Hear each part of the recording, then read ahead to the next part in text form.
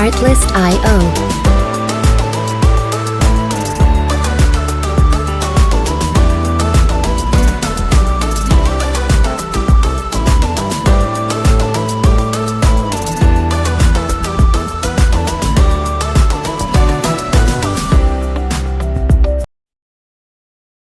बिस्मिल्लाहिर्रहमानिर्रहीम। Icom first year वालों, आज हम आपके मॉडल पेपर के एमसीक्यूज सॉल्व करने जा रहे हैं। और ये जो एमसीक्यूज हैं ये 25 एमसीक्यूज जो हैं वो दिए हुए हैं। सेक्शन ए एमसीक्यूज का है, 50 मार्क्स का आपका जो है ये सेक्शन है।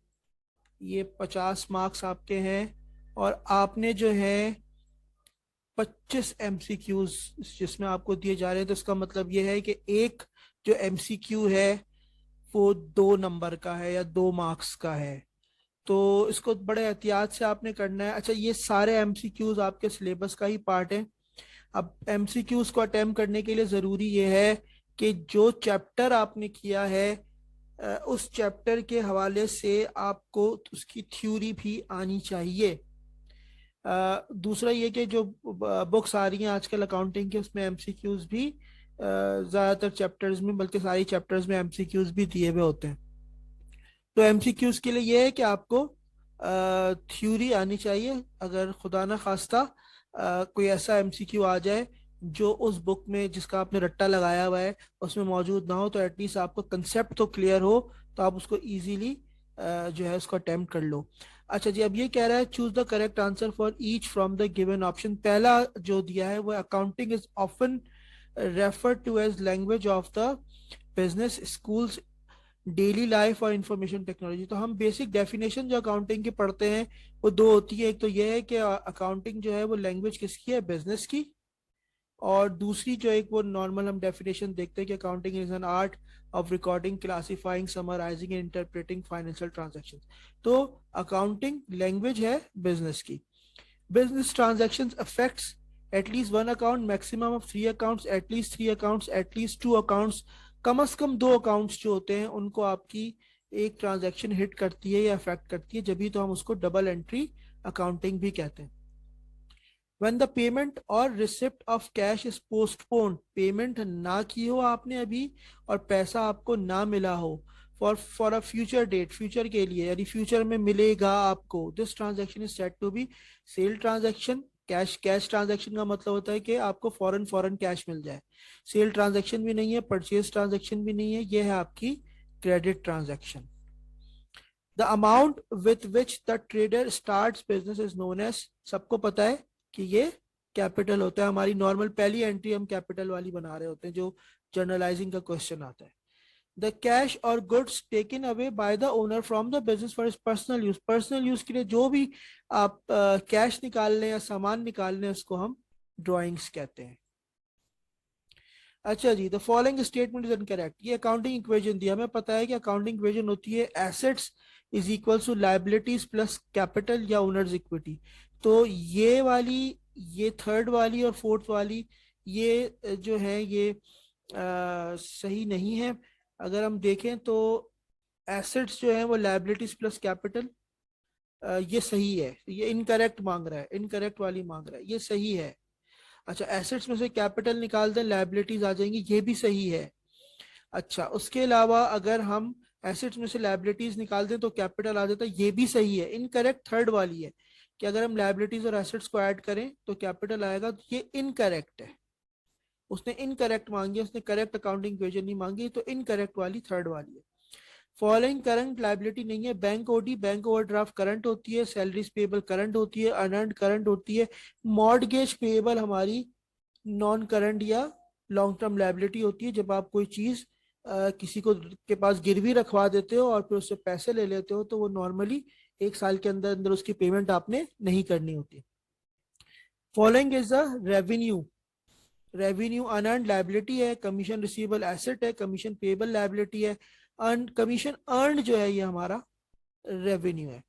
If assets of a firm 59250 and liabilities 28150, the capital। अब ये देखें ये वाली अकाउंटिंग इक्वेशन लगा रहा है एसेट्स में जो करेक्ट थी ऊपर वाली फोर्थ वाली। तो अगर हम एसेट्स में से लाइबिलिटीज निकाल दें तो हमें कैपिटल मिल जाएगा। 59,250 में से अगर हम 28,150 निकाल दें तो कैपिटल हमारा आना चाहिए 31,100, यानी ये थर्ड वाला जो है ये करेक्ट है। फॉलोइंग जो है वो एसेट नहीं होता, बिल्डिंग एसेट है, कैश एसेट है, अकाउंट रिसीवेबल एसेट है, बैंक ओवरड्राफ्ट हमारी लाइबिलिटी है, ये एसेट नहीं है। The act of recording transaction the journal is called journalising. Journal में जब रिकॉर्ड करते हैं उसको जर्नलाइजिंग कहते हैं। और लेजर में पोस्टिंग होती है और बैलेंसिंग होती है। तो जर्नलाइजिंग, जर्नल में रिकॉर्डिंग को कहते हैं transaction. Short explanation of transaction is written under each, ये सबको पता है, इसको हम नरेशन कहते हैं। The following best describe the trial balance, shows the financial position। Financial position तो आपकी बैलेंस शीट बताती है आपको, ये तो आपकी बैलेंस शीट है जो आपको फाइनेंशियल पोजीशन बताती है। स्पेशल अकाउंट नहीं होता। Show all the entries in the books, ये भी नहीं बताती। ये है it is a list of balances of the ledger accounts. Trial balance ये होता है। इसके अलावा मैथमेटिकल एक्यूरेसी बताता है कि आपने पीछे जितना काम किया है वो करेक्ट है या नहीं है, वो भी ट्रायल बैलेंस ही आपका बता रहा होता है। अच्छा जी, उसके बाद the transaction recorded on both side of cash book is called receipt, payment, compound, ये कहलाती है Contra entry.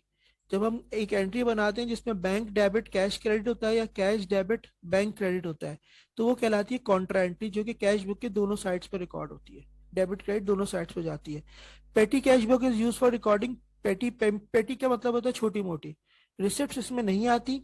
Cash receipt, cash payments बड़ी नहीं आती, ये भी नहीं है। तो आपका करेक्ट आंसर है पेटी पेमेंट्स, ये इसका करेक्ट आंसर है। पेटी कैश बुक में ये रिकॉर्ड होती है छोटे मोटे आपके खर्चे। The span of time for which a business generally prepares financial statement is termed as accounting period. Accounting year या अकाउंटिंग पीरियड कहा जाता है। अकाउंटिंग साइकिल, अकाउंटिंग स्टैंडर्ड्स या मैन्युफैक्चरिंग पीरियड नहीं कहलाता। अकाउंटिंग ईयर कहलाता है या अकाउंटिंग पीरियड कहलाता है। अब बैंक रिकंसिलिएशन स्टेटमेंट रिकंसाइल किसको रिकंसाइल करती है? Bank reconciliation ledger with journal, जी नहीं। Cash book with petty cash, जी नहीं।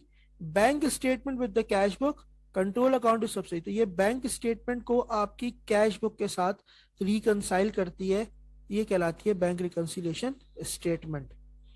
The purchase journal is the book of original entry use to record the. अच्छा, परचेज जर्नल अभी मैंने कल ही इसका वीडियो भी डाला है।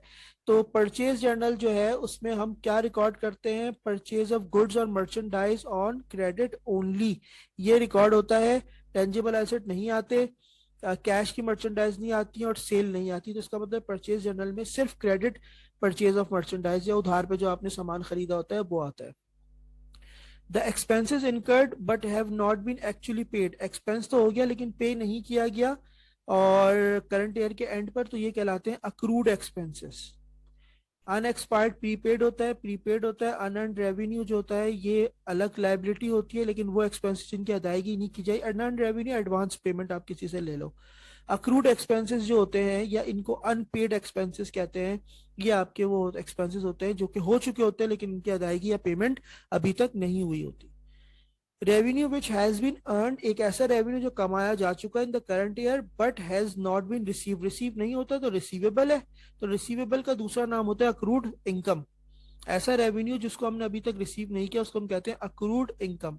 अक्रूड इनकम इसमें आ जाता है प्रीपेड एसेट है, ये एडवांस पेमेंट होती है, ये जब ऊपर आ गए थे अदायगी नहीं की गई। और अर्नड भी अभी मैंने आपको बताया है कि ये हमने किसी से एडवांस पैसा ले लिया, लायबिलिटी है।